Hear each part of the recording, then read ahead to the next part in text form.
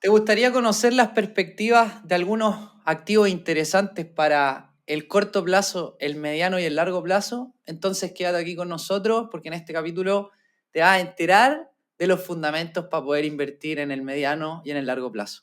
En el mundo de los inversionistas, el que más sabe sobrevive. Los inversionistas somos seres en constante transformación. Para bien o para mal, tú eliges. Si elegiste ser el mejor, llegaste al lugar indicado. Aquí aprenderás tips de líderes de diferentes manadas que te enseñarán nuevos ángulos y miradas para que te conviertas en una mejor versión de ti. Un Inversapiens con múltiples conocimientos, olfato fino y visión estratégica. Un ser evolucionado que sabe moverse en todos los lugares, empresas y mercados. No peligra su dinero, consigue mejores trabajos y el miedo no lo paraliza. Bienvenidos a Inversapiens. Todos somos inversionistas. Con ustedes, Nicolás, Magner y Carlos Escándar. Hola amigos de Inversapiens, ¿cómo están? Bienvenidos a un nuevo capítulo de este podcast. Hoy día tenemos un invitado. Antes de presentarlo, recuerda ir a www.inversapiens.com.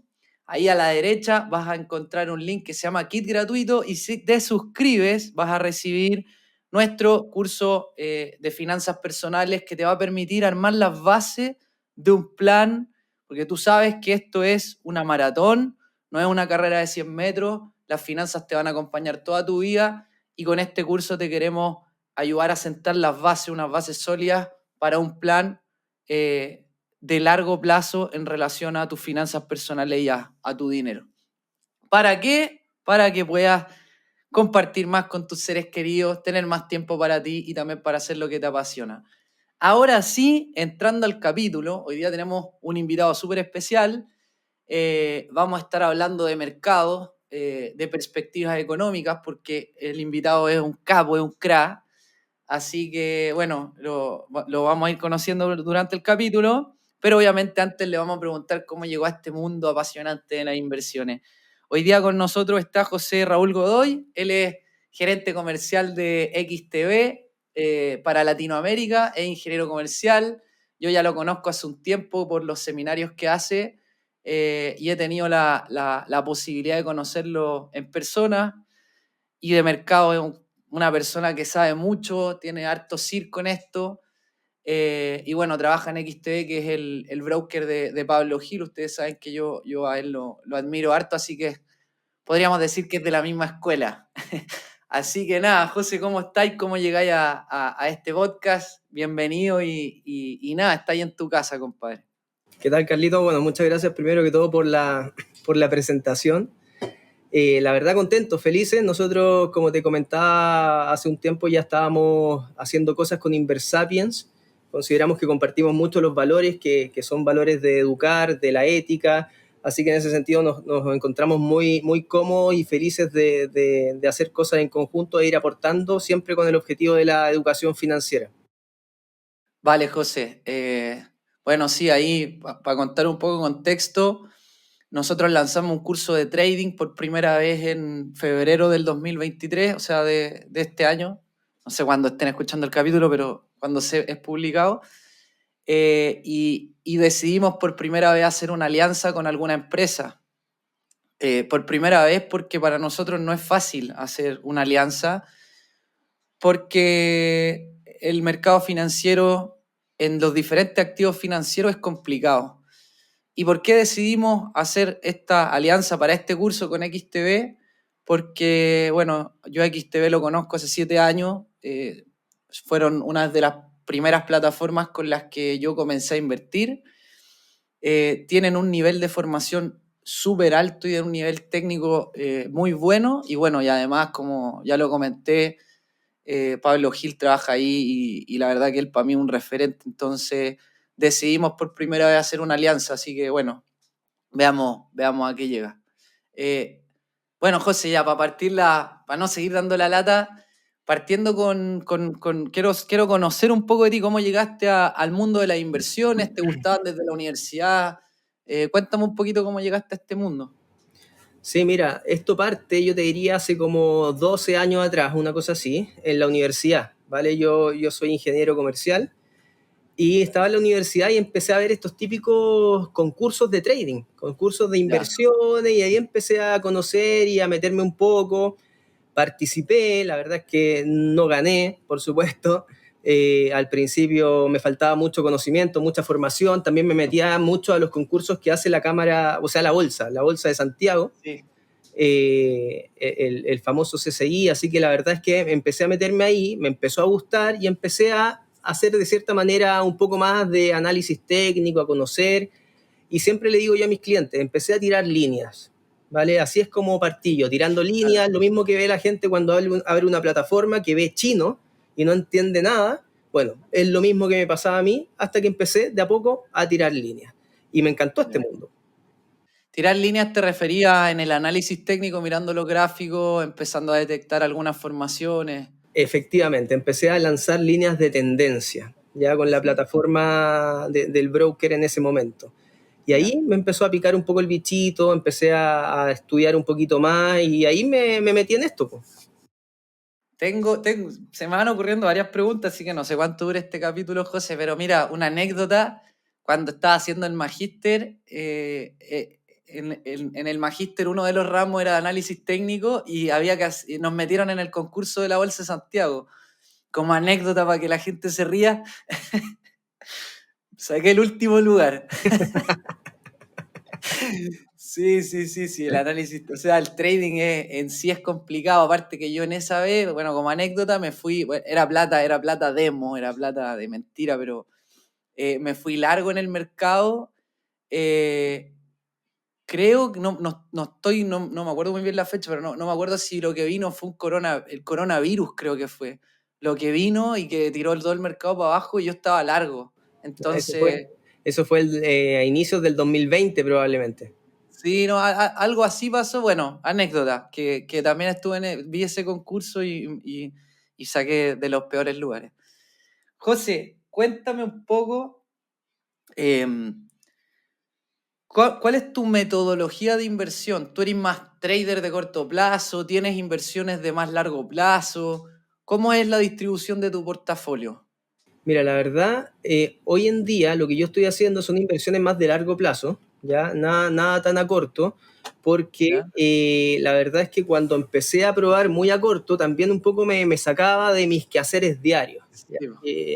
Me desconcentraba mucho y estaba más pendiente de mi cartera, ponte tú, de lo que estaban haciendo mis clientes. Entonces dije, ok, esto no puede seguir así. Entonces lo que estoy haciendo ahora, por lo general, es inversiones ya en acciones o en índices bursátiles que me gustan más incluso porque están más diversificados y los invierto a largo plazo. Entonces, la ventaja un poco que me da a mí eso es que las entradas no se me van dando diariamente, sino que yo puedo ver una entrada cada 3 meses, me voy metiendo y no tengo que estar metido en la plataforma día a día para gestionar mis inversiones, sino que me voy metiendo una vez al mes y voy monitoreando en el fondo, pero son cosas más a largo plazo ya. ¿Y eso lo hacís con contratos por diferencia o lo hacís con, por ejemplo, comprando algunos ETF? Yo personalmente lo hago con contratos por diferencia, ¿ya? Así que invierto en índices bursátiles, el costo es relativamente bajo, así que yo no me complico tanto en ese sentido, voy y me meto más, porque igual aprovecho de cierta manera el apalancamiento, ¿ya? Ok. Hay muchas veces que el apalancamiento se ve como algo riesgoso, algo negativo, y claro, en el fondo si yo lo utilizo mal puede ser riesgoso, pero es bueno también utilizarlo con mesura, aprovechar ese apalancamiento y disminuir también tu costo de oportunidad, porque podéis aprovechar esa inversión más a largo plazo y el resto de dinero lo podéis tener en inversiones más seguras y así también diversificar un poco el portafolio. José, y en ese sentido, las posiciones largas o de largo plazo, ¿de cuánto estamos hablando de un largo plazo para ti? Yo la verdad es que por lo general voy cerrando posiciones cada 6 meses, un año, una vez al año, 2 veces al año máximo. ¿Ya? Y ahí me voy moviendo. Igual va a depender de la tendencia. A mí me gusta mucho operar a favor de la tendencia y sobre todo cuando recién se produce la tendencia. ¿Ya? Y para eso utilizo ahí algunos indicadores técnicos como medias móviles y la ruptura. Oye, ahí para darle un poco de contexto a las personas, es súper importante esta pregunta que te hice, José, de cuánto es el largo plazo para ti, porque hay que entender que cada persona tiene un perfil diferente. hoy día estamos hablando con José. José es gerente comercial de un broker de trading, por lo tanto, el trading, como por definición, entre comillas, es una inversión más de corto plazo donde estamos gestionando activamente nuestra cartera. Es decir, que estamos comprando y vendiendo posiciones buscando ganarle a algún mercado de referencia, ¿ya? Nosotros en el podcast recomendamos en gran parte la inversión de largo plazo con gestión pasiva, que es sobre todo para los más novatos, los que están recién partiendo en este mundo, es compra algún índice o ten un portafolio diversificado nosotros recomendamos harto los ETF, José.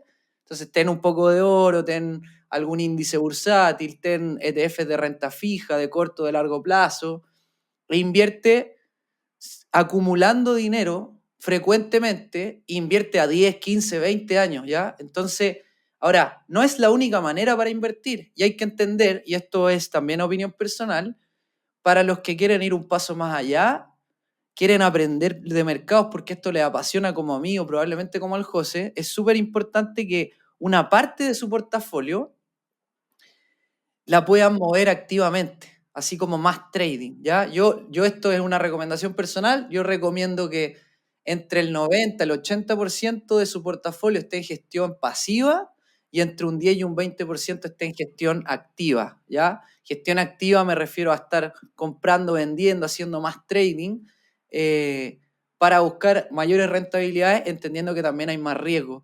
¿Por qué es importante esta distinción, José?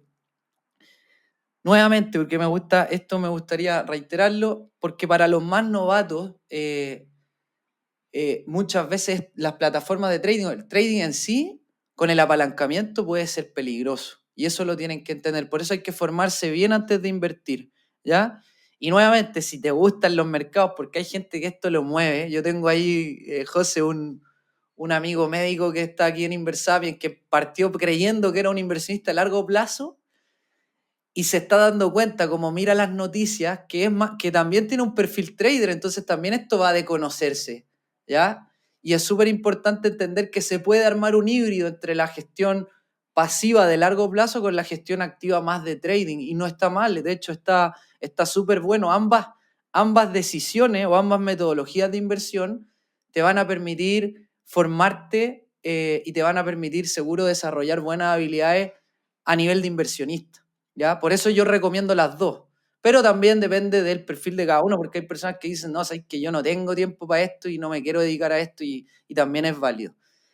Dicho eso, entonces, José, me decís tú que tú no haces trading intradía, o sea, tus posiciones no son de un par de días ni duran un par de horas. Tus posiciones, para también enfocarte en tus clientes, eso es súper importante, José, porque tú enfocáis tu estilo de trading en función también de tu operativa diaria, de tu trabajo, ¿cachai? Es súper importante entender eso, hay que conocerse para poder identificar eso. Y dentro de las posiciones más de largo plazo, las tuyas duran entre 6 meses, un año, con índices, ¿cierto? Sí, sí, suelo meterme más con índices más que con una acción en particular, porque eso me permite también a la vez estar más diversificado. Ya. Y los costos también son más bajos, así que en ese sentido prefiero el índice. ¿Ya? Y bueno, como tú decías, la verdad es que hay clientes que hacen de todo. Nosotros, de cierta manera, lo que buscamos un poco es cubrir todas esas necesidades, más de largo plazo, de medio plazo, de corto plazo, en el fondo dar diferentes instrumentos para que puedan ir aprovechando y aprendiendo también, que eso es súper importante. El aprendizaje es clave en esto. Sí. Oye, José, y cuéntame un poco si tienes también otro tipo de inversiones que no sean con contratos por diferencia o con posiciones de 6 o 9 meses. Ponte tu activo inmobiliario, inviertes también, no sé, en materias primas. Cuéntame un poco también. En materias primas tiendo a invertir de repente nomás, pero también en contratos por diferencia. ¿Ya? Ya. Cuando se van dando ciertos ciclos económicos, después ahí vamos a tocar ese tema. Pero aparte de estas inversiones, lo que tengo es inmobiliario. ¿Ya? Me gusta también los ladrillos, en el fondo, lo tangible. Así Sí. que ahí tengo ahí un par de departamentos también donde invierto, que los tengo en Concon y los ¿Ya? arriendo ahí por Airbnb.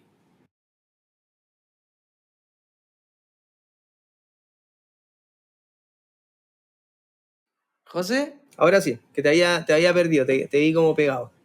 Dale, yo no te escuché, quedé en un departamento en Concón. Sí, que tengo un par de departamentos en Concón, que aparte ¿Ya? de estas inversiones también me gusta lo que te decía era el inmobiliario, los departamentos, arrendarlo y cosas así. Así que tengo un par en Concón que los tengo arrendados por Airbnb y los ¿Ya? administra mi mamá, que es de allá. Así que ahí también Buena, aprovecho un poco de darle a mi mamá cuestiones que hacer, porque que le gusta. buena. ¿Y te resulta más rentable por Airbnb que ponerlo, arrendarlo, no sé, pues en temporada baja de marzo a noviembre y después noviembre a febrero? ¿Te resulta más rentable? Sí, la verdad es que sí. Yo tenía la impresión de que podría ser que en invierno, por ejemplo, no se arrendara, pero la verdad es que me llevé una tremenda sorpresa. Igual va a depender de los precios porque uno los puede ir moviendo dependiendo de la demanda. Incluso Airbnb te da una opción, ponte tú, de poner precios inteligentes, Buena. en base a tu departamento, sus características, la demanda, etcétera, ellos mismos te van acoplando los precios como para que se arriende más. Pero la verdad es que el Ya. año pasado, ponte tú, la ocupación fue de un 90% aproximadamente. Este Puta. año sí, yo he visto que está un poco más flojo en ese sentido, pero debe Ya. ser también por lo mismo, el consumo, el crecimiento acá en Chile y cosas así. En verano se arrienda a buenos precios y el resto del año tenéis que disminuirle los precios para que se arriende más, pero la verdad es que sigue siendo más rentable que tenerlo arrendado todo el año, Ya. porque Bueno, al final es la diario ventaja ahí finalmente. es que, la ventaja ahí, José, es que tú tenías una administradora de confianza, porque de repente, si no tienes una administración de confianza, pucha, de repente con el departamento pueden hacer cualquier cosa.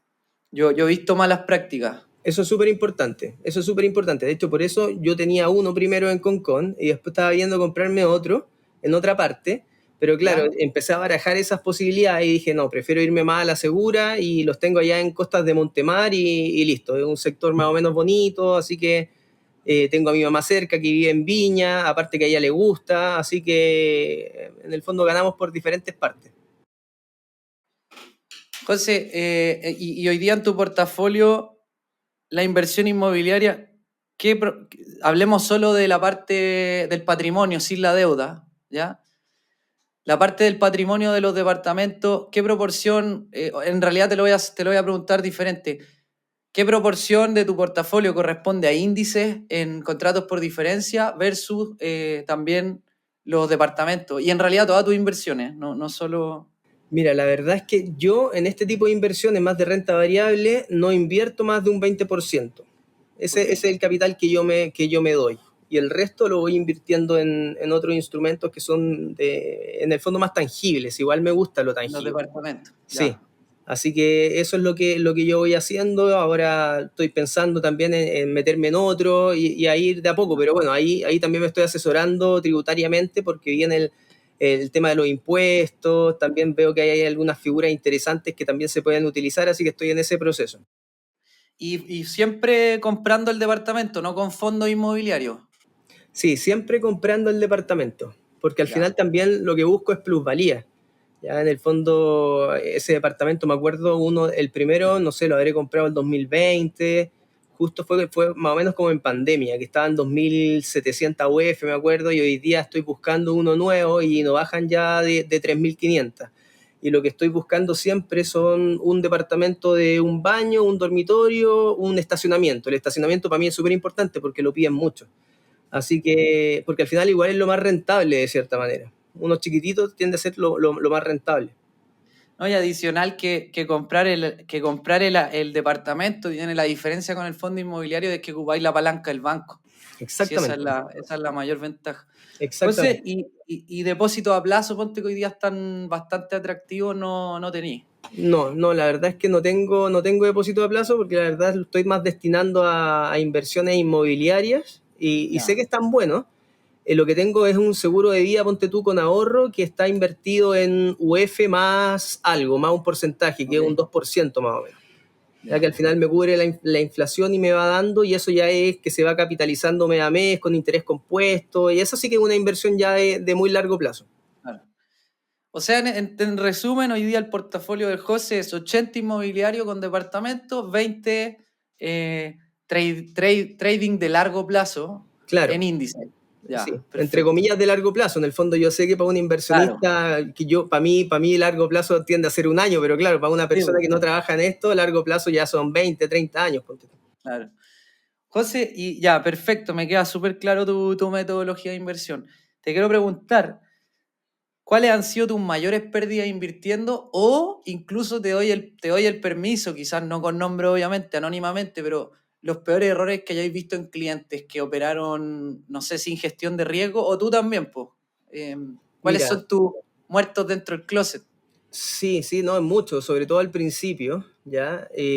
Lo que yo veo, para partir primero con el tema del trading en general y después voy a lo mío más específico, ¿Ya? que lo más importante en el trading es gestionar el riesgo, eso es clave, ¿ya? Es gestionar el riesgo y también controlar la ambición, la psicología, ¿ya? Tener una estrategia y ceñirte a esa estrategia, eso es lo más complicado. Y sobre todo gestionar las pérdidas, eso también es muy difícil, pero ojo, no solo las pérdidas, también es muy difícil gestionar a veces las ganancias, y ahí te voy a mencionar una de mis pérdidas más grandes en el trading, ¿vale? Pero ¿qué es lo que veo yo? Estadísticamente, si nosotros nos vamos a ver los porcentajes, ponte tú, de asertividad que tiene un trader, tiende a ser más o menos el 65% de asertividad y el resto las pierde. Es decir, de 100 le apunta 65 y pierde 35. ¿Cuál es el problema? Que de esas 65 que yo gano poco. Y las otras 35 que yo pierdo mucho. Y ese suele ser el principal error. Que cuando yo lo comento con un cliente siempre me va a decir, la mayoría de las veces, toda la razón, eso me ha pasado en más de alguna oportunidad. Entonces, claro, ¿por qué? Porque tú estás perdiendo y cometemos muchas veces el error de, por ejemplo, no usar stop loss. ¿Y qué empezamos a ver? Que voy perdiendo, la posición empieza a bajar y empieza a Eso bajar correcto, y es verdad. empieza a bajar y lo que yo busco es no cerrar la operación. ¿Por qué? Porque tengo la esperanza de que el mercado se va a dar vuelta. Y el mercado sigue cayendo. Entonces, ¿qué es lo que termina pasando? Que cuando yo voy ganando, me pongo ansioso y lo único que quiero hacer es ganar cerrar con esa ganancia y voy y cierro muchas operaciones ganadoras, pero con poca ganancia. Y las Claro. pérdidas las aguanto todo el tiempo. Entonces ese es el principal error. Y a mí me pasó para las criptomonedas. Ahí fue cuando la verdad es que gané y perdí plata. En el fondo gané, Con capital propio, sí, ¿cierto? con capital propio, por supuesto, sí. Ya, Sí, no, yo no gestiono dineros de terceras personas. ok, Me acuerdo que fue con el Ripple, ya con esta ya. criptomoneda. Nosotros ya estábamos trabajando acá y empezamos a ver el Ripple que estaba más o menos como en 22 centavos, ¿ya? Y compramos con algunos colegas, ya nos metimos, compramos. Y después nos olvidamos y empezó el boom de las cripto. Y empezó a subir el Ripple, subía, 22 a 1, después 1,5, la cuestión es que llegó como a 3,5.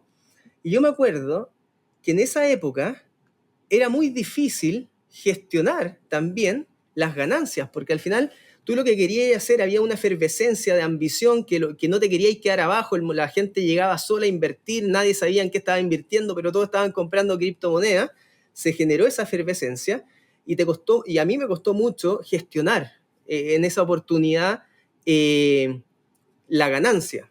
¿Qué pasó? Cierro la orden. Me acuerdo que esa vez, no sé, habré ganado unos 5 millones de pesos, pero la cerré en 1,5, ¿Ya? ¿vale? En 1,5 y llegó a 3. Y en ese intertanto, cuando estaba más o menos en 3,5, yo seguía pensando, debía haber ganado más, y entonces empecé a meter más plata. A meter más plata y metí más plata y metí más plata. La cuestión es que me quedé con compras, ponte tú, en 3,3, casi máximo histórico, y hoy día el Ripple está en 0,45. Y todavía tengo la cuestión ahí, ya me olvidé. Dije, ya, si en algún futuro esa cuestión se da, por último que le queda a mi hijo y chao, lo tengo no en un broker de CFD, sino que lo tengo en un exchange. Así que ya, y ahí perdí todo lo que gané y perdí un poco más, ¿sabes? Que es como lo típico.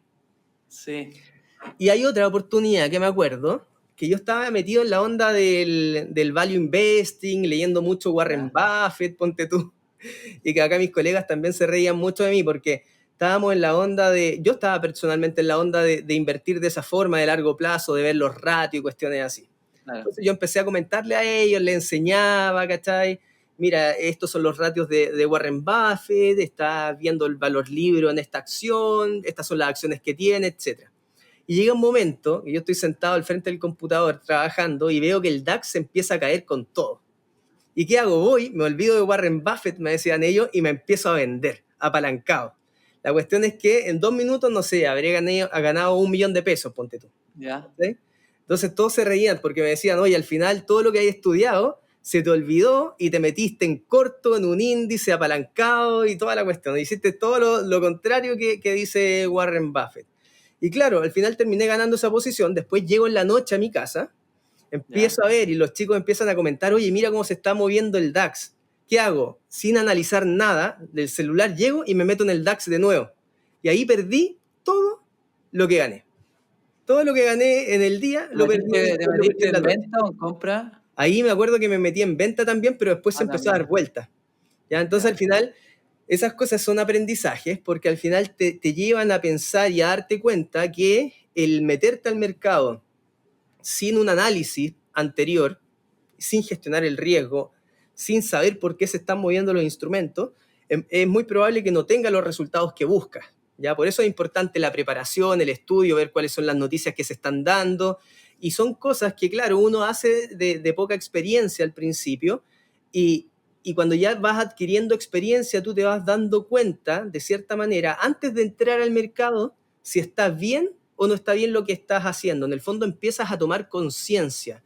Y eso sí me ha llevado a mí a tomar mejores decisiones de inversión. Cuando yo soy consciente antes de tomar la decisión, ¿por qué la estoy haciendo? Porque muchas veces es más que nada ambición, uno un poco se calienta y llega y entra ahí al mercado. Como un profesor que me decía, el mercado no se va a acabar, no se acaba el mercado. ¿Ya? No quieras comprar al mejor precio y vender al mejor precio, porque si eso es lo que buscas, te vas a frustrar y no lo vas a conseguir. Los mercados son tendencias y lo que buscamos es aprovechar las tendencias del mercado. Está súper bueno. Yo creo que lo que tú dices ahora, José, no ha pasado a todos. Y a mí me ha pasado, y seguro que al Nico igual. Y estoy seguro que a cualquiera de la audiencia que está escuchando y que se metió a escuchar este podcast, me refiero a Inversapiens, porque quería empezar a invertir su dinero, aunque sea la primera vez que invirtió 50.000 pesos, $50, estoy seguro que la primera vez que lo hizo le pasaron muchas de estas cosas. El miedo a dejar de ganar, el FOMO, la posibilidad de perderse esta oportunidad, o cuando ya estáis dentro y veis que la rentabilidad está buena, la ambición de decir, oye, ¿salgo ahora o no? Y todo porque no tengo una política clara de decir, no, mira, esta plata es para largo plazo o la voy a estar tradeando.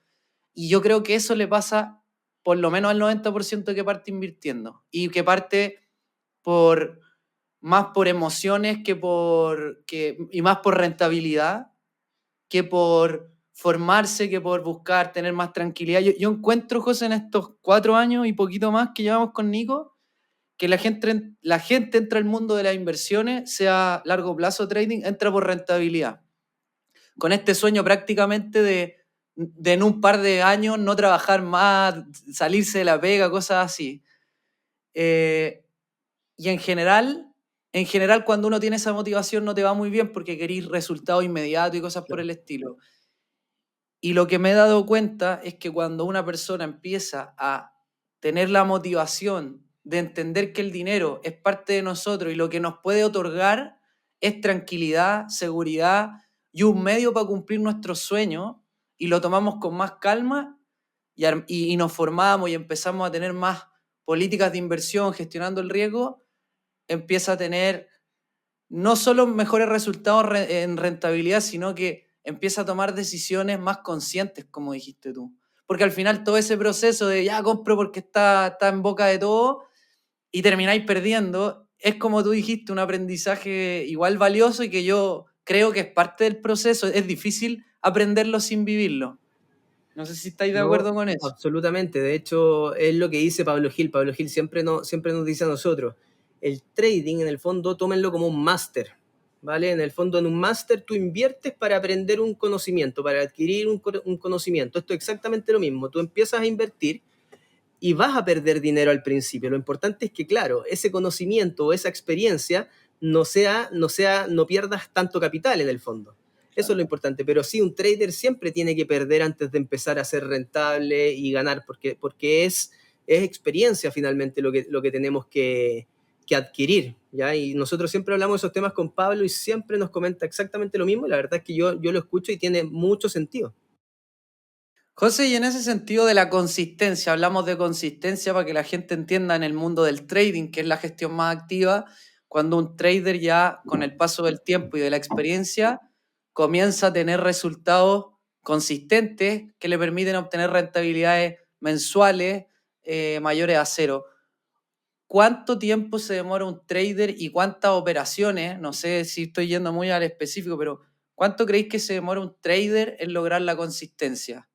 En tu experiencia, tanto tú como los clientes o los colegas que habéis visto. Mira, en el fondo yo te diría que es muy variado, depende mucho del trader y la persona. Esto es como el aprendizaje. Tú sabes que las personas van también teniendo, los niños, ponte tú, tienen diferentes curvas de aprendizaje. Esto es exactamente lo mismo. Hay mucha gente que se desmotiva, que queda en el camino, pero la verdad es que los que empiezan a ser consistentes son los que tienen algo en común, y es que entienden cómo gestionar el riesgo y además controlan sus emociones. Esas son las dos características comunes que tienen los traders que son consistentes, por lo menos los que vemos nosotros, nuestros clientes. Nosotros por lo mismo siempre hacemos mucho énfasis, ponte tú, al riesgo y retorno de cada operación. Tú ves por lo general nuestro seminario. Yo cuando hago los seminarios siempre, antes de entrar o sugerir una entrada al mercado, analizo cuánto es lo que voy a ir a buscar como rentabilidad en esta operación y cuánto es lo que estoy arriesgando. Entonces piensa lo siguiente, que si tú cuando entras al mercado arriesgas constantemente un 1% para ir a buscar un 2%, siguiendo esa regla, solamente necesitas 40% de asertividad y vas a ser rentable con el paso del tiempo, ¿vale? Entonces son dos cosas importantes, la gestión del riesgo y el manejo de las emociones. Y en términos de tiempo, no te podría dar un número en particular de meses o de años, porque depende mucho del cliente y depende mucho de la persona. La verdad, yo tengo clientes, ponte tú, yo voy a cumplir este año 10 años y todavía tengo clientes que transan con nosotros, ¿ya? Y que ya son consistentes, pero durante los primeros años sí que perdieron dinero y fueron perseverantes en esto y siguen con nosotros. Imagínate, 10 años invirtiendo en esto. Oye, José, ¿y tiene relación con la cantidad de operaciones o también tiene relación con la formación? ¿O ambas? Yo te diría que ambas. Tiene estrecha relación con la formación, pero ¿sabes lo que yo he identificado y que también se lo comento muchas veces a nuestros clientes? Es que llega un punto que tanta y tanta formación puede ser contraproducente. ¿Ya? Yo he visto clientes que empiezan a formarse, que parten sin formación, que no les va bien, empiezan a formarse y empiezan a adquirir conocimientos y su rentabilidad empieza a mejorar, pero llega un punto que se vuelven tan locos con indicadores tan extraños y llenan sus gráficos de indicadores que se empiezan a enredar. Empiezan a tomar decisiones erróneas porque un indicador te muestra una cosa, otro indicador te muestra otra. Entonces, por eso yo digo que tanta información y tanto aprendizaje a veces es contraproducente. Yo mantengo el análisis técnico en simple, ¿vale? Yo busco ver lo que todo el mundo está viendo, lo que todos los analistas técnicos están viendo, que es el RSI, las bandas de Bollinger, las medias móviles, el chartismo, pero ya cuando le empiezas a meter tanta información a tu gráfico, lo que yo he visto es que empieza a ser más contraproducente y empieza a generar peores resultados. También es importante entender que no todas las estrategias, en el fondo no hay un santo grial. ¿Ya? Yo te puedo decir, mira, usa este indicador, este otro y este, pero ese no es el santo grial que te va a llevar a ser millonario, en ningún caso, porque si no, probablemente yo tampoco estaría trabajando en esto. En el fondo lo importante es que tú adecúes tu estrategia a tu perfil de inversionista, que tú entiendas también el análisis técnico, que entiendas el trasfondo, el por qué se mueve el análisis técnico, cómo funcionan los indicadores, porque cuando lo entiendes ya vas a poder aplicar una estrategia que a ti se te acomoda, que en el fondo te sirve a ti y no le va a servir a otra persona. Eso también es súper importante y eso también se aprende, es un proceso de aprendizaje, pero que también se lleva con la experiencia, poniendo a prueba diferentes estrategias, diferentes prácticas. Entonces, de repente los clientes me preguntan, oye, pero dame una estrategia. Yo les enseño, nosotros enseñamos cómo nosotros lo vamos haciendo, cómo nosotros lo vamos mirando y todo, pero yo les digo, oye, no hay una estrategia que te dé el resultado, porque si no, ni siquiera estaríamos acá en estos momentos, probablemente. Yo le digo, no te estaría llamando por teléfono, estaría en Dubái tomándome una champán con un Ferrari afuera del hotel, estaría ahí, ¿vale? Entonces, claro, es importante para nosotros decir las cosas tal como son, porque hay mucha desinformación también en la industria. Ya hay mucha gente tratando de informar o de decir que acá todo el mundo gana dinero, que te puede hacer millonario en 2 días, 3 días, pero eso no es así. En el fondo hay que trasladarlo con la responsabilidad que se merece, que es uno de los valores que compartimos con Inversapiens y por eso hacemos cosas en conjunto. Sobre todo en el mundo del trading, pues, José. Exacto. El otro día, como anécdota, estaba en YouTube y me sale un video de un loco, ni me acuerdo qué era latinoamericano, pero no era chileno, y el loco estaba en un restaurante súper caro y decía, y hacía trading, pues era como algo trading, no sé qué, no sé cuánto, ya, en fin. Y estaba en un restaurante súper caro, sí, como súper lujoso, y decía, te apuesto que en una posición me pago el almuerzo.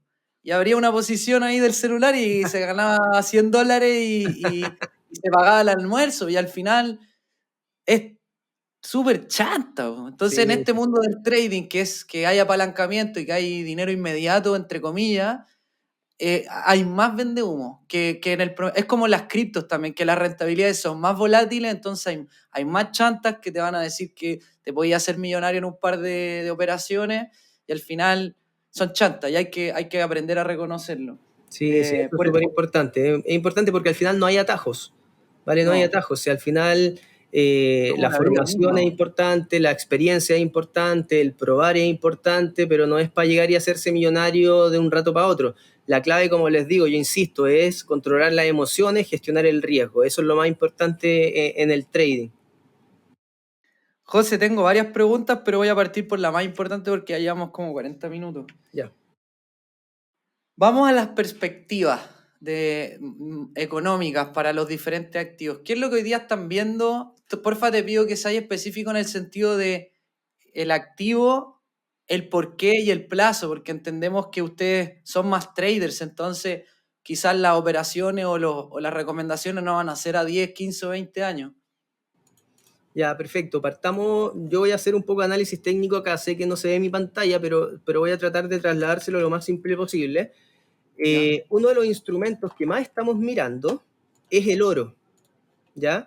De hecho, esta semana vamos a sacar ahí un informe del oro, donde estuvimos trabajando nosotros con el equipo de análisis acá de XTB. Para el que lo quiera descargar, va a estar disponible ahí en la página en www.xtb.com. Lo vamos a tener en el home, donde van a poder acceder ahí a la información.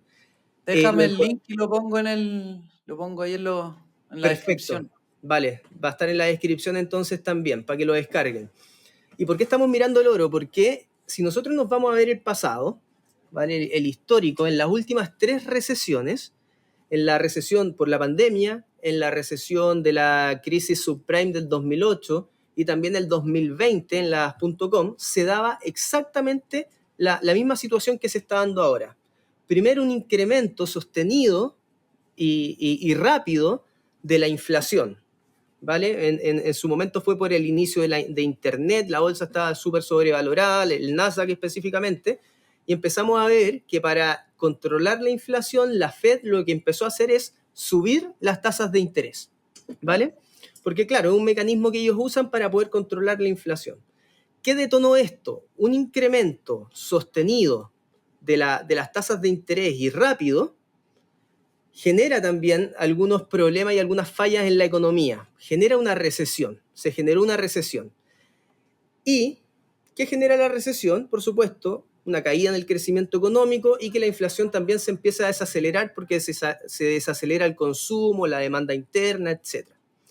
Esos son los 2 primeros pasos. Una inflación sostenida, alta, y la Fed empieza a subir las tasas para controlarla. Se genera esta recesión y después viene lo que se llama el inicio de una política monetaria expansiva, que es cuando la Fed lo que hace es empezar a bajar las tasas para incentivar nuevamente la economía con una inflación que ya está controlada, ¿vale? El año 2020, o sea, disculpa, el 2000 para las .com, desde el día en que la Fed anunció la disminución de las tasas de interés, pasaron 5 años y el oro subió un 175%. Vale. ¿Ya? El 2008 pasó algo muy similar, esta vez no fue con el Internet, sino que fue con los precios de las viviendas en Estados Unidos. Incremento de la bolsa, incremento de los precios inmobiliarios, y la Fed empezó a subir las tasas también para controlar la inflación. Se produjo la famosa crisis subprime, y desde que la Fed bajó las tasas, desde ese día pasaron 4 años y el oro subió un 171%. ¿Y qué pasó en la última para el coronavirus? Efectivamente, la Fed se reunió de emergencia, todavía me acuerdo, no sé si fue el 18 o el 20 de marzo, como para mi cumpleaños, se reunió de emergencia, ni siquiera tenían establecida una reunión, y bajaron las tasas casi a máximo histórico, la dejaron en 0,25% aproximadamente. Desde ese día, el oro subió 50% en un año. Entonces, la tónica que se da durante los últimos ciclos, durante las últimas recesiones, que claro, la Fed empieza a bajar las tasas de interés, eso debilita, hace que pierda valor el dólar, y la gente busca un refugio, porque claro, yo tengo dólares, no quiero perder el valor del dinero, y el activo refugio por excelencia en ese caso es el oro. ¿Ya? Entonces nosotros estamos mirando mucho el oro. Y nuestras proyecciones, te voy a dar proyecciones más o menos a corto plazo y otras más a largo plazo, porque ojo, incluso antes de sacar el informe, que ya lo teníamos más o menos listo, pero nos dimos cuenta que el oro ya llegó a máximos históricos de nuevo la semana pasada. Los máximos históricos del oro eran más o menos los 2075, y la semana pasada llegó a 2078, y ahí empezó a frenarse un poco. Entonces lo que nosotros estamos esperando es que supere esa barrera. Para los que me dicen, oye, el oro ya está caro, bueno, lo que nosotros estamos esperando es que el oro perfectamente siga subiendo, por lo menos hacia la zona de los 2150 en el corto plazo, y yo tengo 2350 también en el corto plazo, ¿ya? Eso significa que podríamos ver, déjame acá, estoy haciendo ahí un análisis técnico, que podríamos ver el oro en torno a los 2150 y en torno también a los 2350, perfectamente en un plazo de un par de meses aproximadamente. Eso es lo que estamos esperando más o menos nosotros. Yo te diría 4 meses, una cosa así, ¿ya? Puede ser más rápido, puede ser más lento, va a depender. Puede haber volatilidad también. Va a depender también de lo que pase en el mercado, ¿ya? En el fondo, este escenario se debiese dar siempre y cuando nosotros veamos una desaceleración sostenida en la inflación en Estados Unidos, porque solamente bajo ese escenario la Fed va a empezar a bajar las tasas de interés, ¿ya? Si es que nosotros vemos que la inflación o los datos de empleo siguen siendo fuertes, o los datos de ingresos medios por hora en Estados Unidos se siguen acelerando, ahí podríamos ver un escenario diferente, porque la Fed se vería un poco obligada a seguir subiendo las tasas de interés, y probablemente todavía no llegaría a la política monetaria expansiva. Pero hay algo cierto, y es que en algún momento la Fed va a tener que empezar a bajar las tasas de interés, y eso es lo que se produce en este instrumento cuando las tasas de interés empiezan a caer. Sí, es importante lo que dijiste, José, porque hay varias cosas. Primero, los últimos datos informados por Estados Unidos fueron buenos en empleo, buenos en salarios por hora, por lo tanto sí. Eso no favorece la bajada de tasas, al contrario.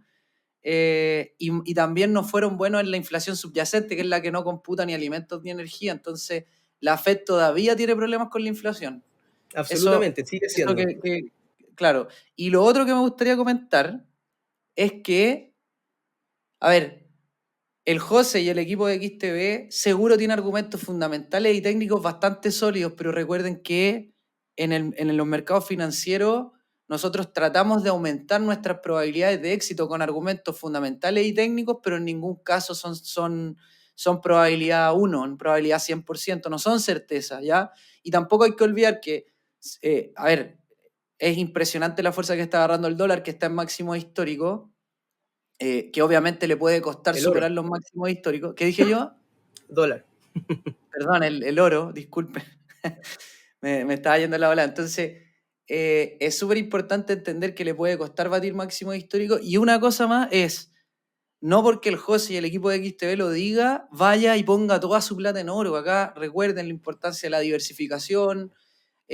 Probablemente los argumentos están a favor del oro, pero son los mercados financieros, hay que tener cuidado, hay que tenerle respeto y yo sé que José también va a estar alineado con esto. Absolutamente, en el fondo es importante entender que todo esto va a depender de los datos macroeconómicos que vayan saliendo, ¿ya? Mañana, de hecho, en ese sentido hay un dato súper importante, que es el dato de inflación en Estados Unidos, que también es clave. Por eso, en el fondo, si nosotros vemos que la inflación en Estados Unidos se empieza a desacelerar, eso debiese generar un escenario positivo para el oro. Pero en caso contrario, si la inflación sigue alta, va a ser todo lo contrario. En el fondo, yo a mis alumnos en las clases también les digo, es importante manejar dos cosas, el análisis fundamental y el análisis técnico. El análisis fundamental, que son las noticias, te dice hacia dónde va un instrumento, si va hacia arriba o va hacia abajo, y el análisis técnico es una especie de GPS. Te dice dónde comprar, dónde vender, dónde dejar tu stop loss, tu take profit, pero es muy importante mezclar esos análisis para tener una idea. Muy bueno, José. ¿Algún otro activo que estén mirando, que tengan? Mira, la verdad es que yo estoy mirando harto el dólar contra el peso chileno también. ¿Ya? Y que va un poco en línea con lo que estamos esperando en el dólar y es lo mismo, es exactamente lo mismo, va a depender de la inflación en Estados Unidos. Si nosotros vemos una inflación que se empiece a desacelerar, podría abrir las puertas para que la Fed empiece a bajar las tasas de interés o al menos en primera instancia deje de subirlas, ¿ya? Y en esos escenarios, cuando se produce eso, el dólar a nivel internacional se tiende a debilitar, ¿ya? Entonces, lo que nosotros estamos viendo es que cuando se inicia este proceso de desinflación en Estados Unidos, pero más constante, y el inicio de una política monetaria expansiva donde la Fed empieza a bajar las tasas, podríamos ver algunas rupturas en el dólar contra el peso chileno de la zona de los 7.90. ¿Ya? Yo ahí estoy un poquito más bajista con el dólar peso. La zona importante para nosotros es la que te estaba comentando, de los 7.90, y a mí me dan algunas proyecciones hacia 7.70 e incluso 740, las más bajistas en el tipo de cambio acá en Chile. Oye, igual, también para comentar, es la gracia de esto, ¿no? Yo haciendo el análisis técnico del dólar peso, veo una tendencia alcista, con harta volatilidad, pero una tendencia alcista desde el 2012, 2013 más o menos. Y si yo uno los puntos de la tendencia alcista, pero los puntos de los mínimos crecientes, veo que la tendencia, la parte de abajo, está en torno a los 7.60, 7.70. O sea, ahí, en ese punto, sería difícil batir hacia abajo esos precios. ¿Qué opináis de eso?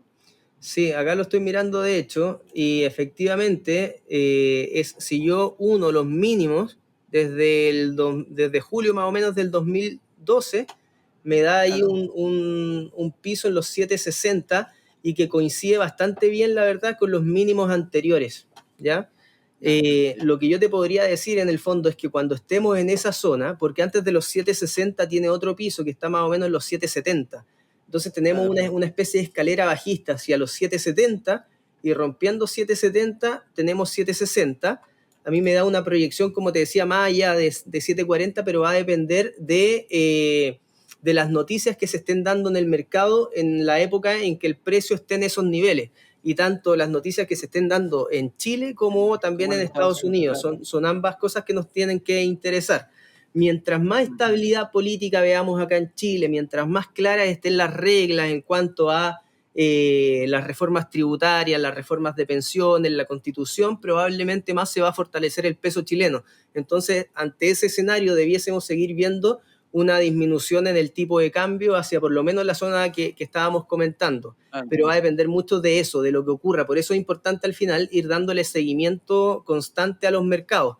Yo era lo que te decía, no sé si te lo comenté alguna vez a ti, pero para mí los mercados financieros son una especie de teleserie, ¿ya? Yo antes de dormirme me acuesto, veo mi Está bueno. iPad y empiezo a leer mercado, qué está pasando, y cuando uno se engancha del mercado, ya le empieza a dar seguimiento y tenemos que ir siguiendo lo que pasa en Estados Unidos, lo que pasa en Chile, lo que pasa en Europa, porque al final todo eso converge para que se muevan los activos financieros. Sí, en esa misma línea, José, es importante también decir que también el tipo de cambio acá en Chile va a depender del diferencial de tasas de interés que haya entre Estados Unidos y Chile. Es decir, si bajan las tasas en Estados Unidos, probablemente se fortalezca el peso, ¿ya? Y si bajan las tasas en Chile antes que en Estados Unidos, se va a fortalecer el dólar. Es súper importante entender ese diferencial de tasa. Ahora, las dos economías están viviendo una situación súper parecida. Están con inflaciones altas y Estados Unidos y Chile, yo lo estuve revisando ayer, Chile, José, en la inflación, claro, el IPC normal sí dio 0,3, que es un dato bueno para lo que veníamos mostrando, pero si uno va a la inflación subyacente acá en Chile, tampoco está pasando lo mismo que en Estados Unidos, que sacando alimentos y energía, la inflación sigue muy alta. Entonces, hay que ir viendo cómo va a ir avanzando, como tú decís tú, los datos macro, tanto en Estados Unidos como en Chile, para entender cuál de los dos bancos centrales va a empezar a bajar las tasas primero, ¿ya? Está súper interesante, está entretenido. Un detalle más, no sé si vayas a estar de acuerdo con esto, pero, porque tú igual eres más trader, entonces lo que yo estoy viendo es que en ese piso de 760, 780, tiene un piso importante que es difícil de batir hacia abajo. No sabemos ni siquiera si va a llegar, pero podríamos decir que es un piso muy relevante. Ahora, en el corto plazo la tendencia es bajista, pero entonces, para el largo plazo, entre los precios que está ahora, que está como en 7.90 y 7.60, podrían ser unos buenos puntos de compra, pensando en el mediano largo plazo, entendiendo que la tendencia estructural es alcista. ¿Estáis de acuerdo con esto? ¿O qué podríais agregar? No tenéis por qué estar de acuerdo, José. No No, pasa ya nada. está bien, lo que pasa es que, mira, si yo miro, tú sabéis que a mí me gusta mucho mirar los gráficos diarios, sobre todo cuando identifico tendencias más de largo plazo. Obvio. Miro los gráficos diarios y siempre uso las medias móviles simples de 200 periodos, ¿vale? ¿Ya? Cuando yo veo que el precio está por debajo de esa media, yo estaría más bajista que alcista. Claro. Y hoy en día la media de 200 en el dólar peso está más o menos en los 8.67. ¿Qué Claro. significa esto? Que yo estaría pensando más en caídas que en subidas en el dólar peso, y yo en ese sentido no estaría tanto pensando en comprar, menos ahora. Quizás evaluaría una compra, sí, en los 7.60, ponte tú, que efectivamente viene la línea de tendencia de largo plazo. Pero ahora yo creo que cayendo por debajo de 7.86 se podría venir perfectamente a los 7.70, porque estaría rompiendo también una figura chartista que es un triángulo simétrico que viene de una tendencia bajista. Así que yo hoy en día me iría más en contra del dólar más que a favor. Claro, más en el corto plazo sobre todo. Sí, más en el corto plazo sobre Claro. todo, efectivamente. Ya. José, yo tengo otras preguntas. Está súper interesante, pero hay una pregunta que yo todavía no entiendo. Entiendo de qué se trata, pero no la sé explicar tan específicamente. ¿Cuál es la diferencia que existe entre comprar un activo a través de contratos por diferencia versus comprar el activo, por ejemplo, en una corredora de bolsa y mantener la posesión, ¿ya? La custodia. ¿Qué diferencias hay? ¿Podríais ayudarme a Mira, explicar yo eso? te diría que las diferencias en ese sentido van más en términos de costo, ¿ya? ¿Ya? Porque a ver, cuando nosotros hablamos de contratos por diferencia, son instrumentos de inversión, son instrumentos financieros que nos dan ciertas ventajas, por ejemplo, beneficiarnos tanto al alza como a la baja de los precios. Por el ¿Ya? apalancamiento. Esa es una ventaja en el fondo que te da el contrato por diferencia, que tú en un activo físico no puedas hacer. Es decir, porque la gente está configurada para entender que yo compro barato y vendo caro, ¿cierto? Pero cuando tú le dices, oye, ojo, que te puedes cubrir con este instrumento, es decir, si es que cae el precio, puedes ganar dinero, a la gente le cuesta entender eso, que es la venta corta en el fondo. Sí. ¿Ya? Esa es una diferencia, que el contrato por diferencia te da esa opción, el activo físico no te la da. Por otra parte, el contrato por diferencia te da la posibilidad de apalancarte, que puede ser algo positivo como algo negativo, va a depender cómo tú lo utilices. Si tú no gestionas el riesgo y te apalancas, probablemente vas a estar corriendo muchos riesgos, ¿ya? Por eso nosotros nos enfocamos mucho en la formación, ¿vale? Pero en los activos físicos, por decirlo de alguna forma, no tienes la posibilidad de apalancarte. Con el apalancamiento, de cierta manera, en la universidad nosotros lo explicamos como endeudamiento. Ya en el fondo tú, para acceder a invertir, por ejemplo, 1.000.000 de pesos en el cobre, no necesitas 1.000.000 de pesos, sino que necesitas un porcentaje de ese 1.000.000 de pesos. Pero si tú vas a la Bolsa de Metales de Londres y quieres invertir 1.000.000 de pesos en cobre y recibir el cobre físico, tienes que desembolsar 1.000.000 de pesos. Entonces ahí también hay un costo de oportunidad, ¿cierto? Porque yo puedo estar invirtiendo en lo mismo y aprovechándome de la misma diferencial de precios, pero con menos dinero, y el resto lo puedo tener invertido en otras cosas, ¿vale? Y por otra parte, el tener estos beneficios y el tener sobre todo el apalancamiento también conlleva costos adicionales que tiene un contrato por diferencia que no tiene el activo físico. Ya, por ejemplo, el costo swap, ya que es por mantener una operación abierta de un día hacia otro, ya que es un costo que tú asumes transando contratos por diferencia, pero es un costo que tú no tienes si es que vas a invertir en un activo físico, ¿ya? Entonces esas son más o menos las diferencias.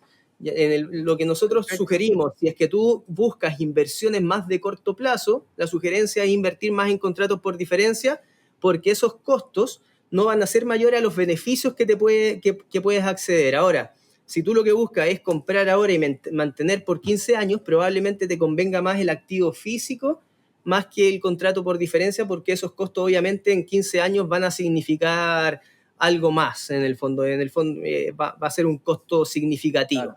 ¿Ya? Entonces esas son las cosas que hay que tener en cuenta. José, a mí hay una duda que nunca he podido resolver. ¿Qué pasa si yo tengo, ponte una acción, un ETF, un índice en un contrato por diferencia? Cuando yo tengo el ETF o tengo la acción físico en una corredora de bolsa, me paga dividendos. ¿Qué pasa con un contrato por diferencia? Las acciones también te pagan dividendos. ¿En contratos por diferencia? Sí, en contratos por diferencia también, ¿ya? De hecho, fíjate que si tú estás comprado, te pagan los dividendos, pero si tú estás vendido, te los cobran. ¿Ya? Pero funciona de la misma forma. Sí, también te pagan dividendos y te los abonan ahí a tu efectivo. ¿Y también apalancado en función de tu apalancamiento? Sí, también, porque es dependiendo del número de acciones que tú tengas. Ok. Porque al final te dan la utilidad es utilidad por acción. Mientras más acciones tienes, más dividendos te pagan, pero sí, también te los pagan. Pucha, ahí me quedan dudas técnicas, pero no quiero enredar a la gente porque al final un contrato por diferencia es un contrato entre privados que depende del precio de un activo. Entonces yo no soy dueño del activo. Entonces, ¿cómo es como que se emitieran acciones en contratos de mentira y igual pagan dividendos? No, quizás me estoy yendo muy técnico. No sé si quizás, pero en el fondo, claro, un contrato por diferencia es un derivado, ¿vale? Sí. Eso significa que el precio deriva de un activo que es el activo subyacente. Sí. Ya los precios se mueven en el fondo en la misma proporción que se mueve el activo en la Bolsa de Metales de Londres o la acción en la Bolsa de Nueva York, etcétera, ¿vale? Lo que pasa es que cuando nosotros te damos acceso al mercado a través de una acción, nosotros tenemos la acción, somos los tenedores de la acción, ¿vale? Ahí está. Es por eso. Ahí está. Claro, porque sí. en otros derivados, que son contratos donde no está la acción, ahí uno no recibe dividendos. O sea, es muy probable que en brokers no regulados no te paguen dividendos porque no tienen la acción, po. Eso sí, existe esa posibilidad. ¿Ya? Pero bueno, tú sabes que ahí XTB estamos regulados en diferentes países. Sí. Tenemos una de las regulaciones más duras, de cierta manera, por decirlo de alguna forma, que es la de la FCA. Estamos aplicando también, no te quiero dar tanto detalle porque ya se vienen algunas sorpresas, estamos aplicando ahí a otras regulaciones y también estamos prontos a poner algunos instrumentos financieros que ya les vamos a ir comentando, pero que van muy en línea con lo que me estabas preguntando. Sí, bacán. José, ya estamos llegando a la hora de capítulo.